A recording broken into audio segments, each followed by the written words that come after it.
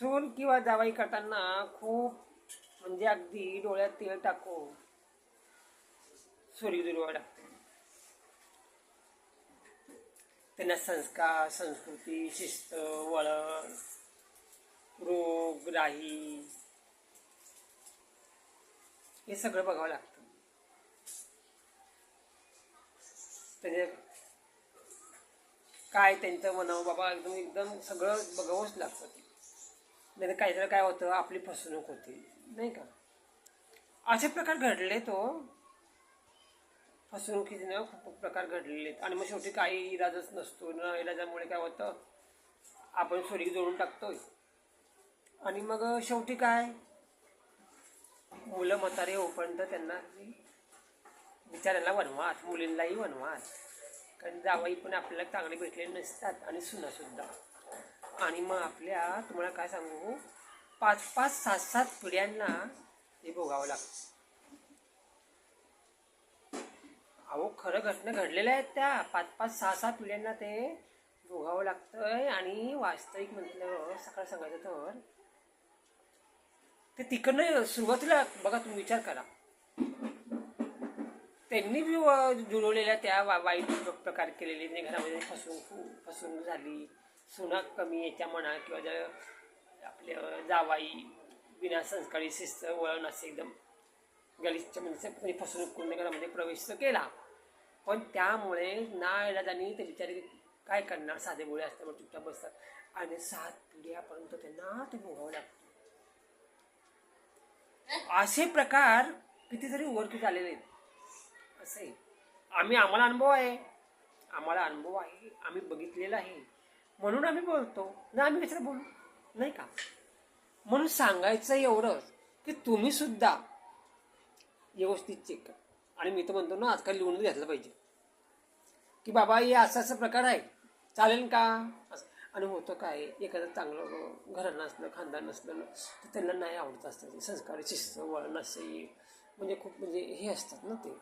तर त्यामुळे त्यांना असे बेसिकचे लोक असे फसवणूक करून घेतले किंवा तर मग खूप हे होतं नाही का. असं आज देखील 60 उलटलेल्या, 65 उलटलेल्या महिला आहेत, 70 उलटलेले पुरुष आहेत. अहो काय त्यांचा वनवास, बापरे. आणि त्यांनी पिढी किती म्हणे, 6वी 7वी घ्या. म्हणजे ते पिढ्या त्यांना मध्ये. आणि ते इतके हुशार असतात म्हणजे, कारण ते चांगल्याचे असतात ना. पण ते फसवणूक करून करून करून करून मग त्याच्या ते तशीच सोयरी खराब सोयरी करून ती लिंक लागते. त्या लिंक लागण्यामुळे काय होतं हो, त्यांना म्हणजे एक प्रकारे ते आत्महत्या झाली नाही असं.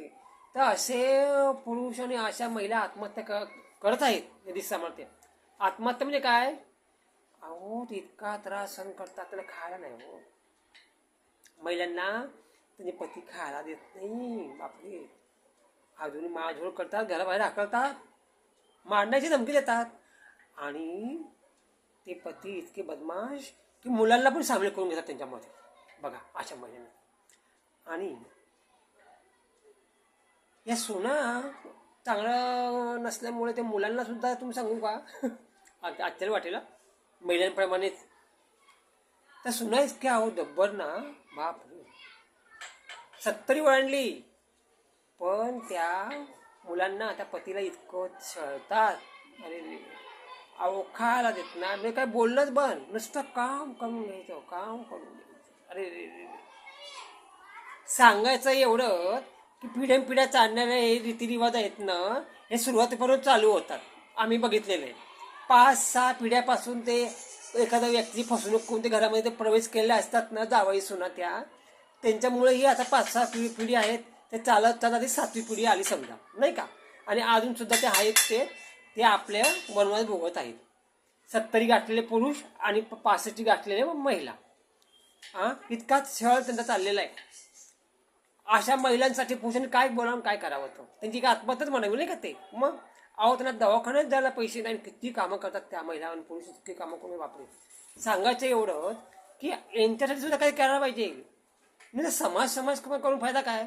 आणि समाजच सांगतं म्हणे यांना, बघा समाजच सांगतं म्हणे यांना की नाही नाही असंच वागायचं असतं. बघा म्हणजे समाज सुद्धा ज्यांना शिस्त वळण नसलेले, ज्यांच्या घरामध्ये प्रवेश केलेले आहेत नाही का, सुना म्हणून आलेले आहेत आणि त्यांच्या मुली दुसऱ्या घरी गेलेले आहेत, ते जावई केले, त्यांनी त्यांना असा त्रास द्यायचा संकाच असतो म्हणे. मग हा कोणता समाज नाही का, हा समाज कोणता, हा कधी बदली होणार. आणि 7 पिढ्या काय यांच्या या अशा जे घराणे आहेत ना, चांगले घराणे, अशा चांगल्या घराण्यातल्या लोकांना म्हणतात तुमच्यासाठीच बदली होतात बरं काय रीतिरिवाज, बाकीच्यांनी कोणासाठी नाही. बाकीच्यासाठी कोणासाठीही रीतिरिवाज बदली होत नाही, तर ह्या लोकांसाठीच बदली होत. आणि यांचा वनवास काही संपत नाही, यांचे नातवंड पटवणं तरी पण. त्यामुळे आता ते जे आहे ते सत्य